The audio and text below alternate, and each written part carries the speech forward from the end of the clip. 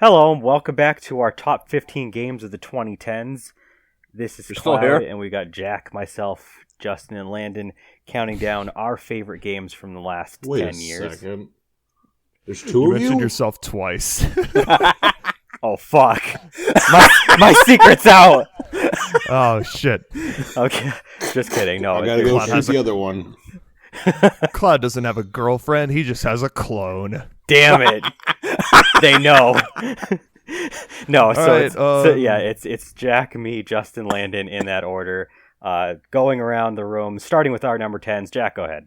My number 10. Hey, remember how Lennon said his number 11 was Shantae and the Pirate's Curse? No. It's your number 10. We do this every time. The only difference Every this time. time is that it was broken up between two videos. My number 10 is Shantae and the Pirate's Curse. Shantae and the Pirate's Curse is the third Shantae game, originally released on the 3DS in 2014, eventually released on the Wii U, a bunch of other systems, and the Switch over the course of years. It is Millennia. whatever. It is a fun, well-designed 3D platformer. 3D. What the 3D. fuck am I saying? 3D I'm platformer. sorry. Metroidvania. I don't know why I said 3D platformer. Where's my brain at today? Okay. Metroidvania. I think the level design in this is really great. It's a bit like in terms of Metroidvania games, it's a bit more linear than most Metroidvania games. There are I think most of, if not all of the levels in the game are pretty fun. Even the final level isn't that bad. Like, after replaying the game on the Switch, not now, Momo, after replaying the game on the Switch as recently as, last year, the final level isn't as bad as I remember it. And overall, I mean, the game is really well designed. This game has great characters. It has really funny and well-written dialogue. The story is, it doesn't have to be the greatest thing ever, but, the story is fun. It's got fun characters and fun dialogue, and that's really all it needs. It's just a really charming, fun experience. I think the pirate upgrades make the game flow just a little bit better than any of the other games in the series, because with the genie powers, you have to stop and transform into a certain form in order to, do your thing. You need to stop, do a dance, turn into a spider to cling onto the ceiling. But in this game, it's just if you want to get up high, you just use the cannonball by pressing the R button, and the game flows really well. And overall, I just think it's I'm trying really hard not to say a great time, because I know I said that 6 times. You say that so many games. I know. I'm sorry, but it's good. I like it a lot. Thumbs up. All right, my number 10 is actually probably okay. So it's I'm just gonna say it's Borderlands 2. So Yeah, we that's a LP'd game. this. We LP'd this game. There's no Did. proof. It is the only first-person shooter that even made it anywhere on my list. Halo Reach almost made it into my honorable mentions, but yeah, Borderlands 2 is a really fun game. It just has a really cool, edgy style to it. The characters are a riot. We played this game together, which made it that much more fun, is just being able to play with your friends in this. Normally, first-person shooters, I don't really consider to typically be known for having good campaigns, but Borderlands 2 is just a blast to just play the campaign co-op with online with your friends, and the different guns that you can get, the different weapons, the different ways you can customize your character are all just really good. It's just, you can sink so much time and lose so much time because this game is just so addicting. The different missions that you can do are a lot of fun. Just I don't know how else to explain this game other than it's just fun. I ended up staying up all night several times because I was just so in the middle of doing missions off, because I ended up playing as the Psycho later on just by myself so that I could play this game even more. And I spent so much time just going around hacking shit up and doing different missions with the Psycho, and it's so addicting. Like, you can hardly put the controller down. Could you say that you're up all night for good fun? I listened to that album today, actually, for the first time in a while. But yeah, no, Borderlands 2 it's really good. If you can play it with a group of friends, absolutely do it. We still need to get back to the DLC. I really want to, because it's just, it's been so long, and I just love this game so much. Like, Yeah, Jack. We have to get back to that game. Ugh. It's not my it's not even fucking his fault. It's not even his fault. Actually, it's Justin's PS4's fault, to be honest. Is joke. But yeah, Borderlands 2, good game. That's all I gotta say. Oh. My number 10 is God of War 3, featuring Kratos from the God of War series. If that joke sounds a bit flat, it'll make more sense later. So, yeah, we're starting off with a different kind of God of War, because this is about as new as I can get, because otherwise 2 would be here. So, those of you probably remember, before, Kratos became a good boy, he was very angry, and, didn't like things living. So, most people should probably already know this, but God of War 3 is definitely more action-packed than the new one is. There's actual jumping, so you already know that this is way more extreme than the new God of War. Kratos just basically flounders himself around, killing anything that moves, or even anything that remotely touches him, as he basically fights his way up Mount Olympus and kills every single god he encounters. Because there really wasn't much to that story. It was just like, I'm angry, you're a fuck, I don't like you, you're gonna die. That's basically the story summed up in a nutshell. But obviously, the gameplay is what everybody loved, because the gameplay was actually really good. For a Western game that wasn't a Japanese kind of hack-and-slash type game like Devil May Cry, it was actually a really good attempt.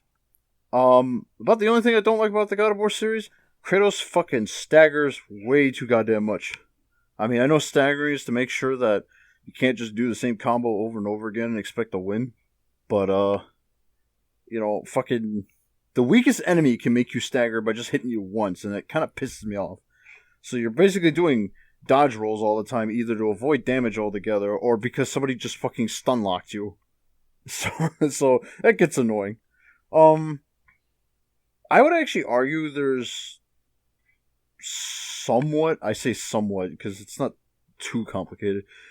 The puzzles are a little bit more complex than the new God of War, believe it or not, considering the fact that this is supposed to be more actionized than the new one, which is a little bit more story focused.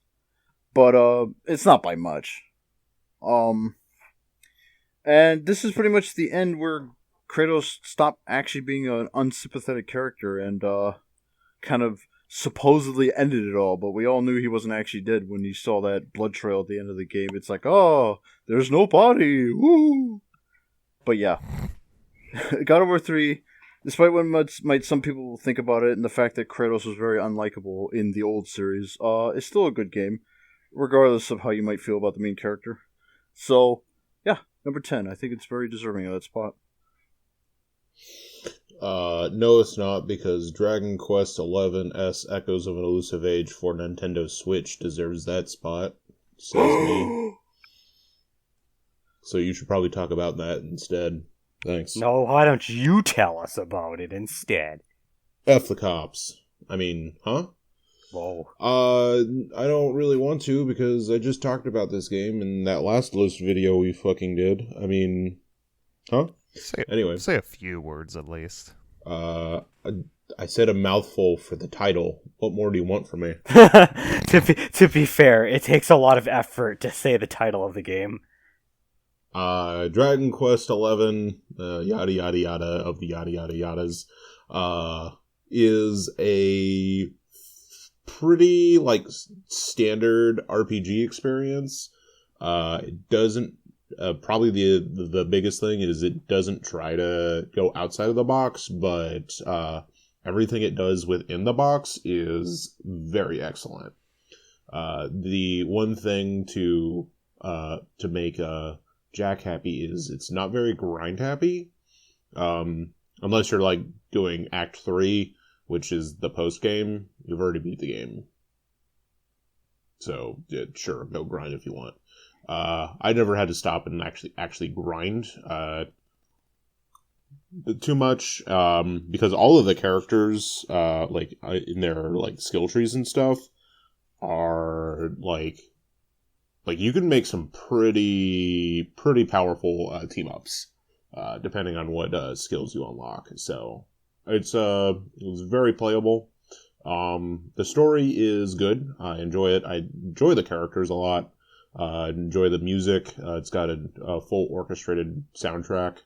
You can also play the not as good version, I suppose, but yeah, soundtrack's really good. I enjoy the 8-bit section, and I enjoy there's the Tackle Town section where you go back to old Dragon Quest areas, all the old Dragon Quest games, and do quests there.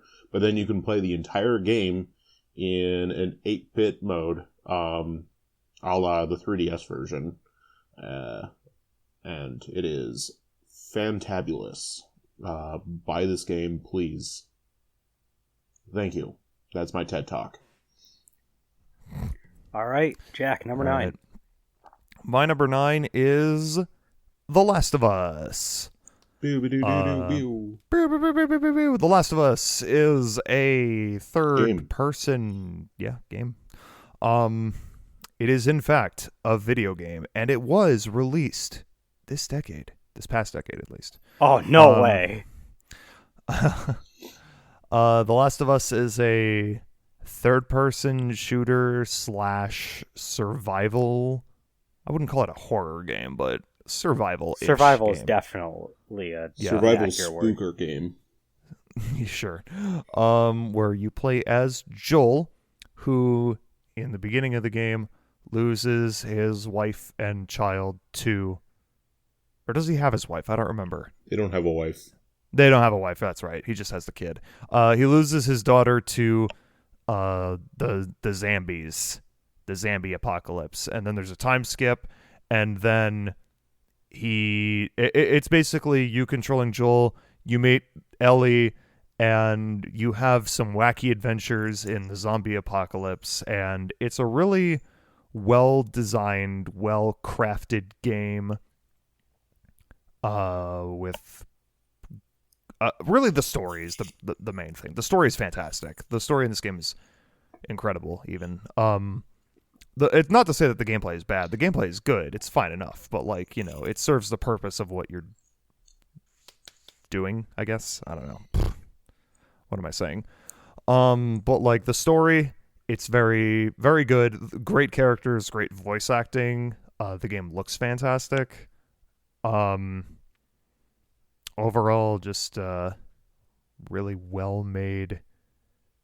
It's the kind of game that has it's one of those rare instances when a AAA game has an ass load of hype behind it, and it meets all of those expectations and even exceeds them in some instances. It's really good.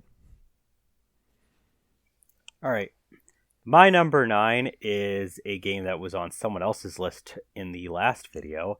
Mario Kart 8 Deluxe. Oh my god. Yes. So basically what Jack mentioned, Mario Kart 8 Deluxe is really the definitive Mario experience.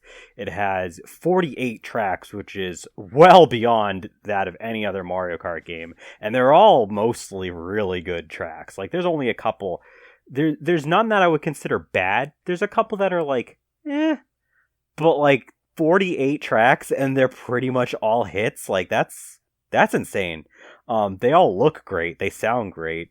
The item balance, despite it still being chaos, because it's Mario Kart, you need chaos, is way better than in the last game that had 12 racers on the same track, that being Mario Kart Wii. Yeah, fuck the item balance in that game, by the way. The online mode is serviceable. It does its job pretty good. I like hopping on sometimes and playing online, both with Jack and Landon, and sometimes just, with other strangers, like I did with Mario Kart Wii.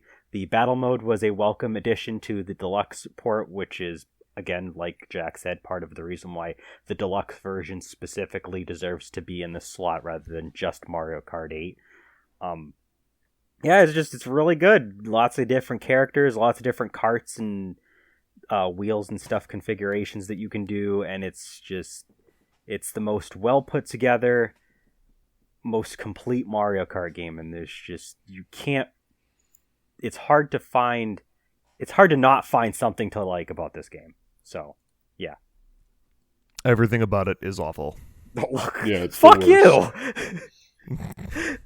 Never mind the fact that it's on my list. Yeah, never mind the fact it was your list that I was alluding to earlier. But anyway, Mario Kart 8 Deluxe, great game. My number 9.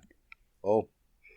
For number 9 is where I would insert my evil laughter, but I don't feel like it because it's Gundam. Oh, goddamn. The new one? Yeah. the one that he spent 7 minutes talking about warships. You have 3 minutes. You're not talking about warships for 7 minutes again. That's why I'll talk about the real reason why I like this game. It has hot chicks and mechs. Nice. Yeah, because, her crossover game. You could pretty much pick whoever you want to be in whatever you want. Even people that died and you're really salty about, and you put them on your team because why? But yeah, I pretty much said everything I need to say about it in the last video we did. So yeah, hot chicks and cool mechs. That's pretty much my reason. And warships. Okay, they're cool too, if only because they're big and have big guns. Big guns. Not as big as the BFG. Big guns, no whammies. Only whammy, big whammy. Zonk. Landon, What? it's your turn. What do you want me to say? Go watch the LP? Because I'll do that. Sure. Is your number 9 a game that we LP'd? I'm sure it is. It's only a game I It's the LP'd history of with Sonic. Justin. It's the history of Sonic. Go watch the LP. How'd you know? You guys are so good at this sometimes, and by that I mean, no, it's Resident Evil Revelations for the Nintendo 3DS and not any other system. I mean, what? Landon. It's Hmm? Resident Evil Revelations.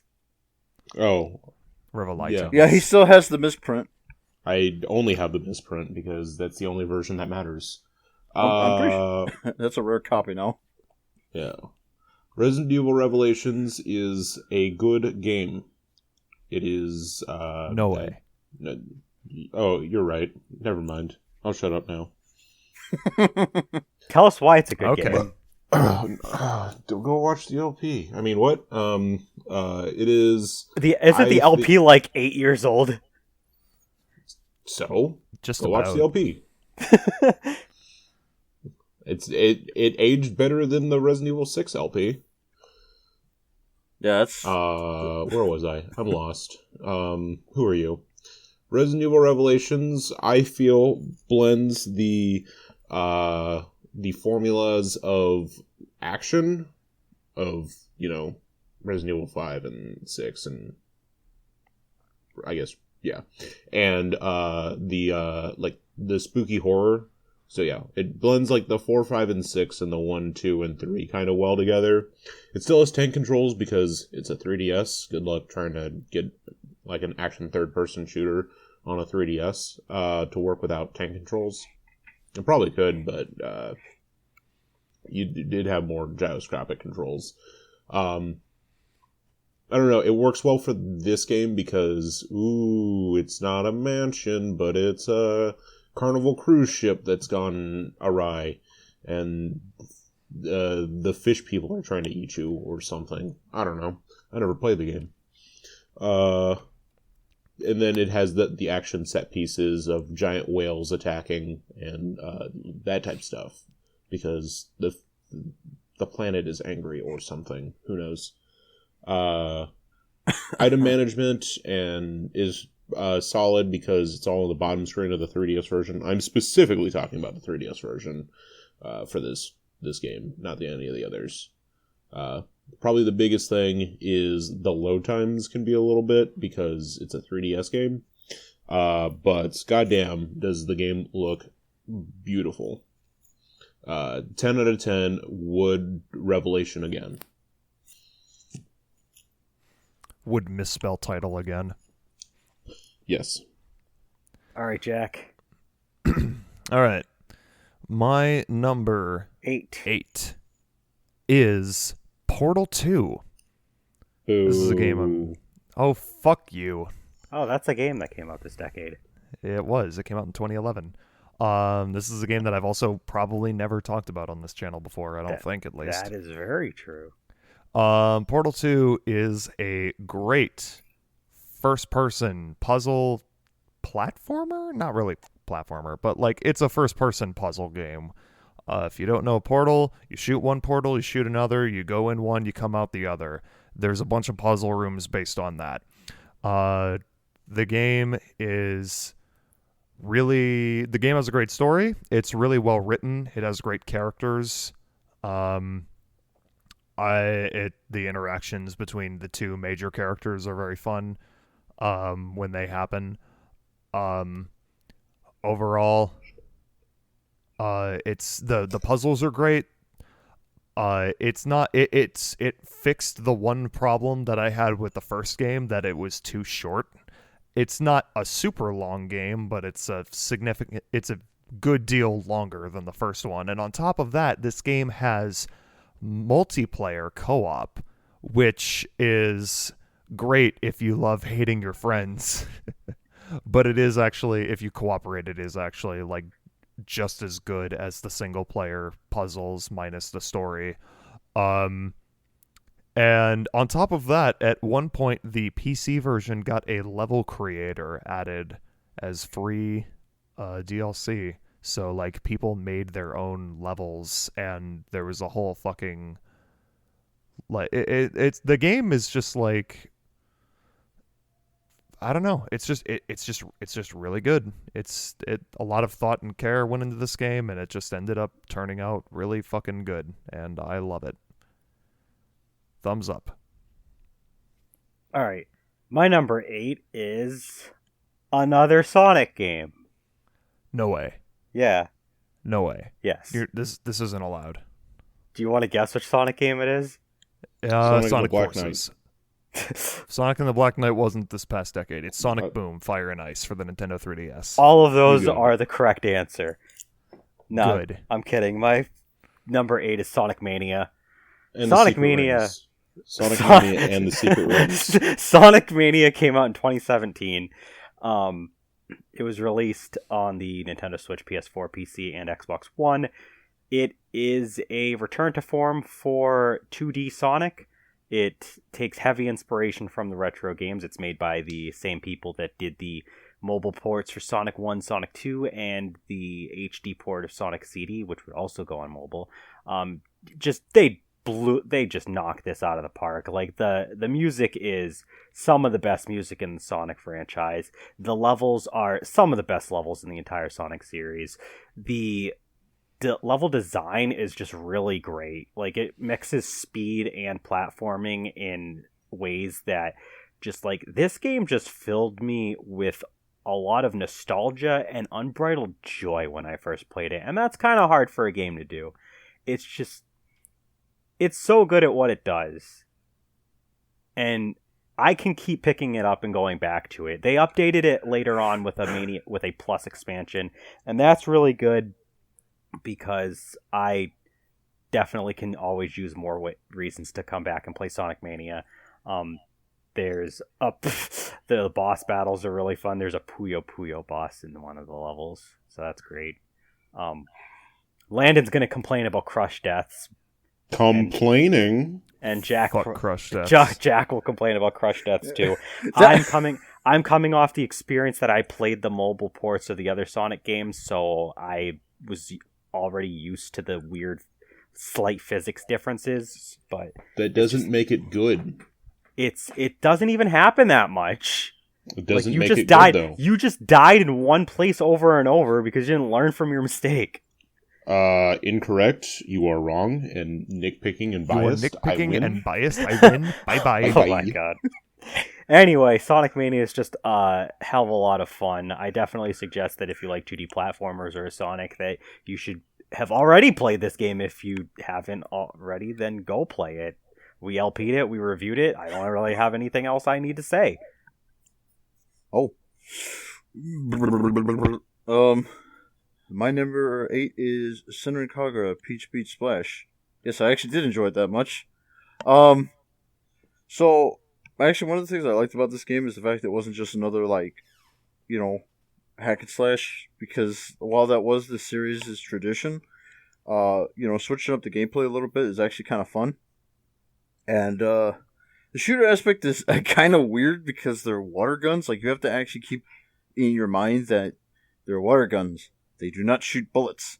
And the reason why I say this is because they actually obey water physics, which means even if you have a gun that looks like a fucking sniper, it's still a goddamn super soaker. So it's not going to have the range of a fucking sniper. It might shoot a little farther than the rest of the guns, but it's still piss. It's like... No, it's water. If you ever wonder why you're missing half of your targets, it's probably because you're not taking into account that they're not actual guns. But beyond that, the only downside about the game, I think, is because it takes away almost every girl's individuality, except for, I guess, the girls that were already known to carry guns, because nobody has, unique combos anymore, because everything is weapon-based. So, all the signature moves, all the, well, maybe not the unique costumes, but just, the uniqueness of every girl has basically been stripped away, because... But who cares? Guns. Yeah. But as much as I love Ikaruga, I bought the Neptune DLC, and now she has some serious competition. But Senran Kagura Peach Beach Splash is actually the best Neptunia game. Well, I would argue it has the best guest character. The rest can go rot in the pit. But, yeah, who would have thought? My best girl is one with no chest. But, yeah, there's not much to say about the game. It's just goofy, summertime fun, water guns, naked girls, shit like that, and mods, because I played on a PC. So, yeah, number 8. Wait, was it? Okay, yeah. I'm making sure. I thought I miscounted. That's my number 8, right? I just talked about it for about 2.5 minutes, but I hope it's my number 8. No, you know what? No, it's actually perfect. It's number 8 because 8 already looks like boobs. Oh, God. Landon, it's your turn. X-Files theme starts playing. My 16,5,014,013th game on the list is Boo-Doo Boop. Oh, no one else? Is that Persona? Okay. Yeah, there. He got it. You guys suck at this. Persona 5, the not royal. Whatever. What? Nothing. What'd you say? Are you complaining? Complaining? Are you fucking right now? Now I don't wanna. You go watch the review. There. Okay. Guys, my Persona cat's 5... here to add commentary. Oh. Persona 5, the non-royal, is currently out on PlayStation 4. You can play it by and watching PS3. the review. Yeah, that too, if anyone remembers that exists. You can play as Joker. He is the Smash Brothers character from the DLC pack 8. And 8? he uses knives and guns to beat up the old people because I don't know, they wronged Because him. they're mean. Yeah, because they told him it's time for bed. You got to go to bed. And so he decided, you know what? I'm going to rebel against society and not do that. And I'm going to form a gang of people, go into people's minds or whatever, and then take your treasure. And then may you confess to the cops or something. It's very stylish. It's very fun. Good gameplay. Good soundtrack. Good visual. There was a single good visual in the entire 200 hours of gameplay. And it's just red, white, and black. Yeah. It has a fishing mini game. 10 out of 10. All right. Back to Jack with our All number right. 7s. All right. My number 7 is Pokemon Black 2 and White 2. Ew. Oh. All right. I Like- guess we're talking about this one together. Oh, really? Okay. Yeah, so my number 7, I'm kind of cheating, but I have Pokemon Black, White, Black 2, and White 2 in my number 7. Those are two different games. Those are different games. No, they're not. They're different, but they're not different enough. They're sequels. They're completely different. That's And wrong. It's literally the same design and the same, like, it's... That it's- would be the same if you might as well just include every single DS game then. Okay. Like, I get that they're supposed to take place 2 years later, but it's not really different enough. They're different games. But This whatever. is a farce. Whatever, Okay. go ahead. Listen, I just picked Black 2 and White 2, and I was going to give a special mention to Black and White, but specifically Black 2 and White 2 were the games that I picked. Pokemon Black 2 and White 2 are Pokemon games. No way. Yeah. It's a shocking revelation. The 5th generation of Pokemon on the Nintendo DS released in 2012, sequels to the Pokemon Black and White in 2011. Pokemon Black and White are a pair of excellent games. I love both of them, but there are a handful of flaws that I had. Pokemon Black and White are kind of like the region is just kind of a straight line where you just kind of like, and the routes are all kind of short, which was kind of a problem that I had. The story's fantastic. The story's great. Black 2 and White 2 fixes just about every problem that I had with the original games. The routes are longer. There's different parts of the regions to explore. The story is a follow-up and not quite as good as the original games, but still pretty interesting as far as Pokemon stories go. This game featured at the time, I believe, the biggest national dex in the series. After Black and White had only new Pokemon in the national dex, which, was Regional. Yeah, my bad. Which, was... I admire that. I admire that they only used new Pokemon, but at the same time, I like that they have this assload amount of new Pokemon on top of older Pokemon as well. The region is really fun to explore. I like the characters. The story is good. The music is great. The game, in terms of DS pixel art, looks really good.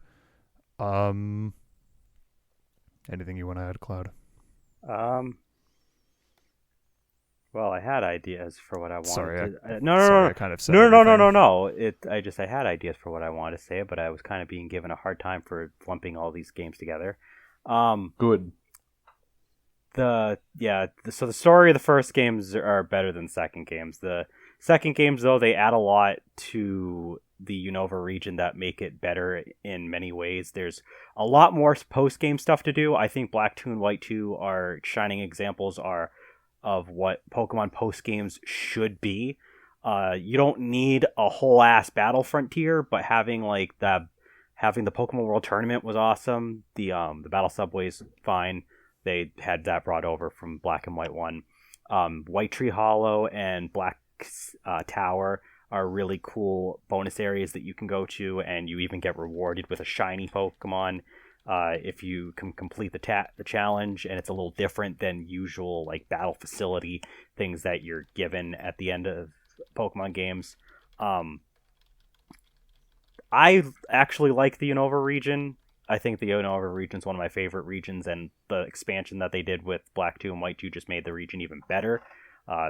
It's I like it because it's a lot more organized. I like regions that have little side things to do, but at the same time don't feel like a mess to traverse. And coming off of Sinnoh, which I enjoyed, but it was very messy to move around in, I just like the cleanliness of the region and the fact that it's easier to explore it, but at the same time it's also easier to get from where you need to go, or get to where you need to go.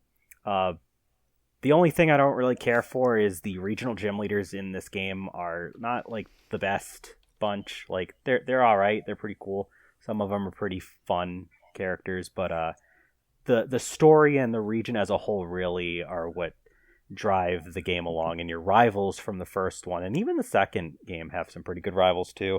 That's basically all I want to add. Jack basically covered the rest. They're good games, good Pokemon that they added. Yeah. Good games. Thumbs up. Good. Yay. Good. All right, we managed to do that in about 5 minutes. So, Justin, go ahead. Tell us your number 7. Well, it's another game from the last video, so shocker there. But yeah, it's Fate Extella. Boy. Now, Fate Extella Link, I meant to say. What you call it? I've already said most of what I wanted to say about it in the last video, so I'll pretty much just summarize what I said, and that's basically story's crap. Really is. I mean, sounds kind of harsh, but it's yeah, considering it's your number 7. well, no, it actually does hold up just by gameplay alone because Extella's gameplay, like I said before, was kind of weak. But its story was amazing. But the thing is that you had to slog through the gameplay to actually get to that story, and I enjoyed it, but I know others wouldn't. But Link is much better because the gameplay is actually really fun to play. There's multiplayer if you care about that. I don't know how dead it is because I haven't actually tried it. And the overall increase in gameplay means the rest of the game also gets a bit of an overhaul. Like, you actually have skills this time that you can use that you can't use in Extella. There's technically skills in Extella, but they're locked to combos, so if you're not doing a combo, you're really not doing anything. Although, it kind of changed the game in a different way in that sense. I actually realized I'm actually talking more about the gameplay than I did in the other video. But, it kind of becomes a skill spam game, because you're actually using skills more often than you're using actual combos, which kind of makes the point of a hack and slash beat 'em up type kind of game a bit weird. The skills actually recharge pretty quickly, so it's like, that's what I mean. It's kind of a skill spam game, and it can get really chaotic, and some of the skills give you invincibility frames, so it's kind of like who could shoot off the skill at the perfect time the most. Other than that, though, the game is really fun. It changed the mechanic about the Noble Phantasm being like something that you literally have to find. I did not like that about Extella, because you actually had to find your fucking super powerful attack, and you could only do it once, and then you could never do it again. And it's like, what the fuck? This time you could do it more often, but you had to build 2 different bars to use it, which is still much better than the last one. But yeah, summarize, story's good. Oh, story's not as good. Gameplay's good. And I guess there's silly extra bells and whistles like challenges that you can mess with, I guess. So yeah. Okay, Landon. My 10 gajillion bazillion numbered game on this list is Valkyria Chronicles 4 for the systems it came out on. Very fun tactics game that you control tanks and anime girls in. Oh, and I guess anime boys, except none of them are anime related because they're video game characters, you dumbasses that call video game characters anime people. Dumbasses. Anyway, Valkyria Chronicles 4 is what happened to World War II during the cold years, or whatever, I don't know, during the cold months. You go onto a giant boat and drive through the ice and attack the bad people in their hometown.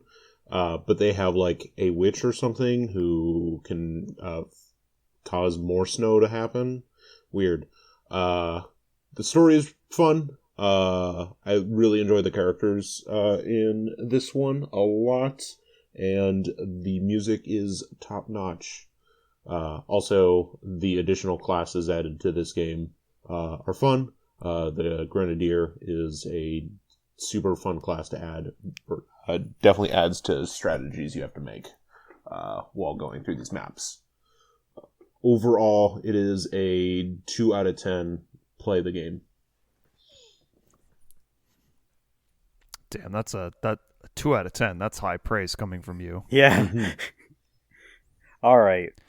So, number 6 and we're wrapping this part of the series trilogy. Oh, Jack, go ahead. Number 6. My number 6 is Uncarded 4. No carts allowed. I wish. Uncharted 4: Thief's End. Uncharted 4 is the finale to the Uncharted series released on the PS4 in 2016. Until Sony needs another. Yeah, game. until Sony decides that they want another one. Yeah. Because I'm pretty sure the third one was supposed to be the original ending to the series, but I mean technically, a Lost Legacy exists, so yeah. I mean, I'm not going to complain that they made this game because it's pretty fantastic. It in terms of gameplay, it's probably the best one in the series. It has the grappling hook, which makes for some fun, like, platformy type areas. Stuff like stealth is added to this game, like proper stealth, not just like, hide behind a wall and wait for the enemy to come near you. I mean, then, that is stealth. And but then like, they see your big toe, and then they know exactly where you are for the rest of the encounter. Yeah. But yeah, and on top of that, like, better aiming mechanics. The gameplay as a whole is just like really fantastic. It's really fun. The game looks amazing. This is probably, like, from a technical standpoint, one of the best looking video games ever made.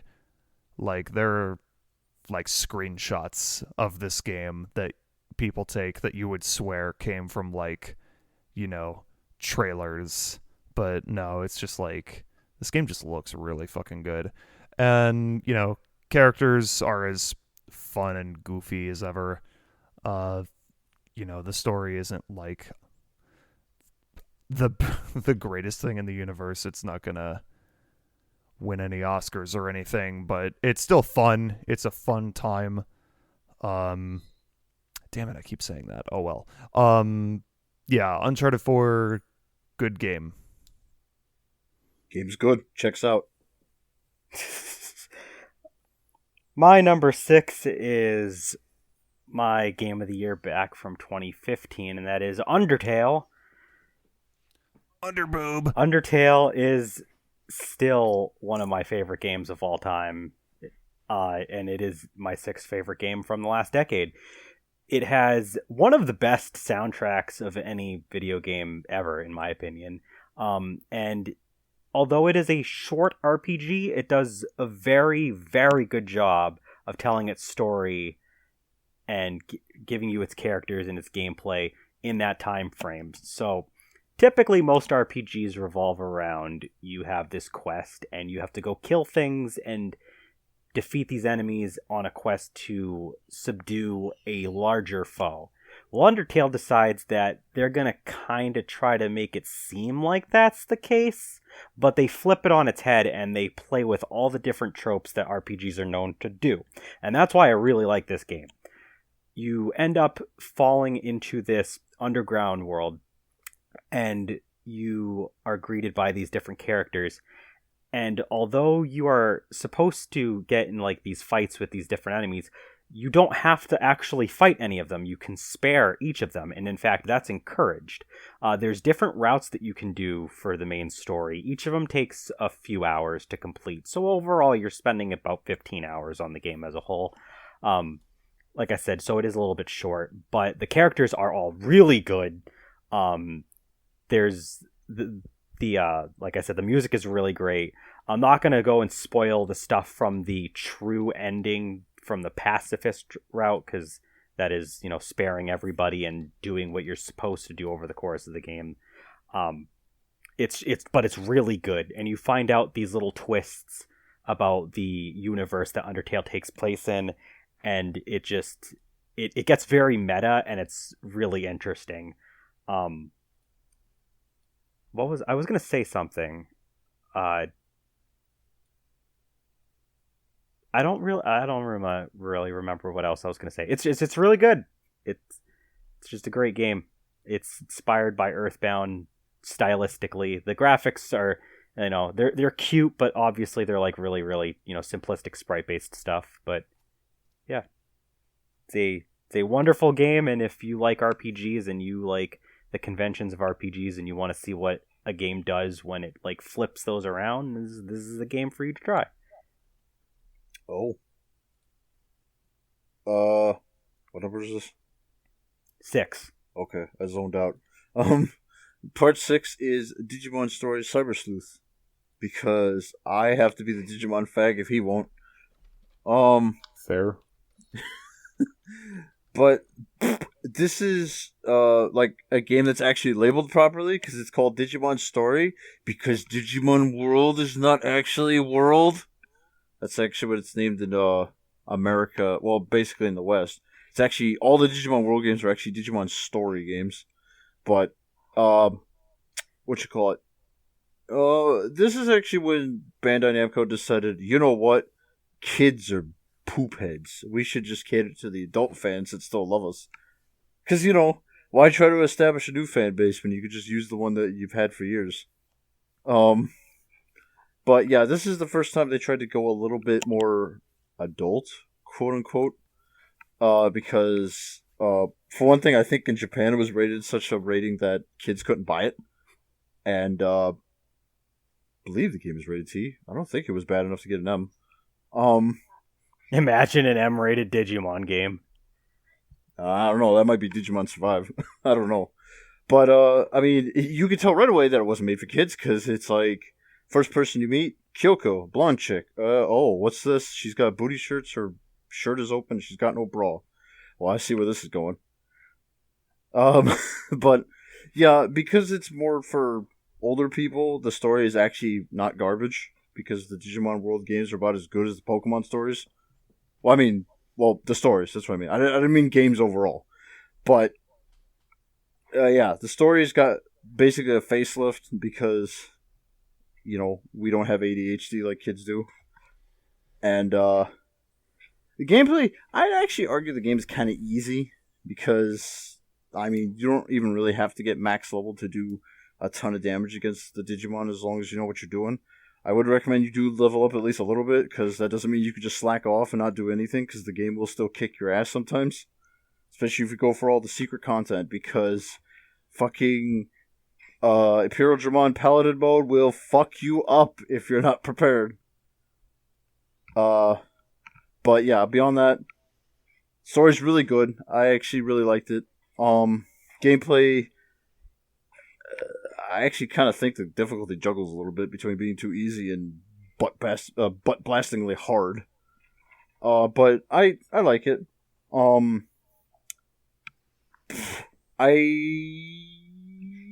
don't know. I don't know if I have anything more to say. So, really good entry into the series of games that Bandai Namco actually thinks that we want by releasing it in the West, because I think this is the first game in years that has been released in the West. Revived Digimon as a series out here. Anyway, yeah. Yeah. Landon. It's your turn. I just woke up from a nightmare where I didn't place Lexine's Quest as number 1.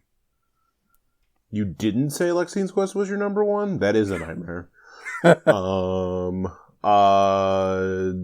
My number 6 is go watch the review.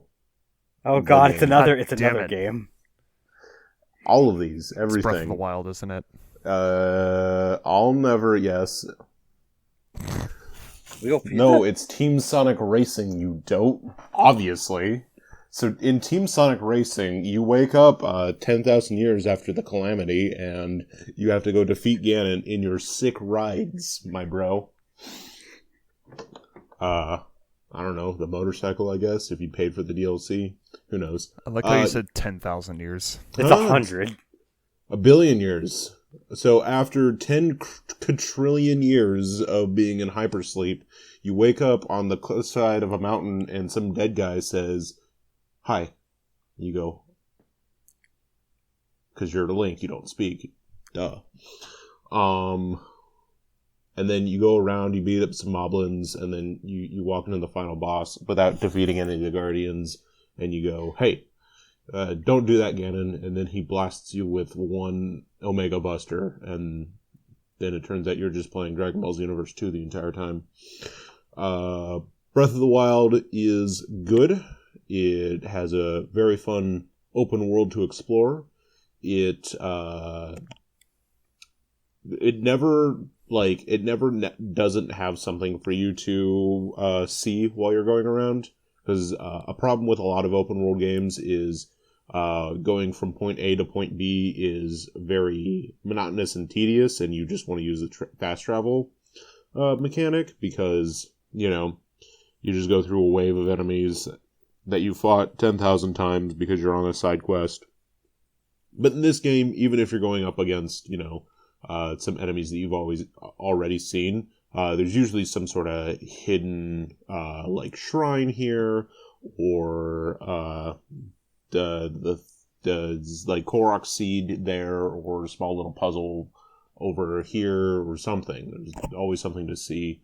The game's beautiful, and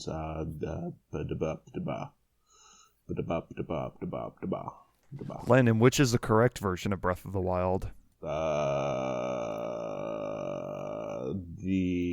KJ Papper one. Done. Nailed it. That was a test. Uh-huh. You passed. I know.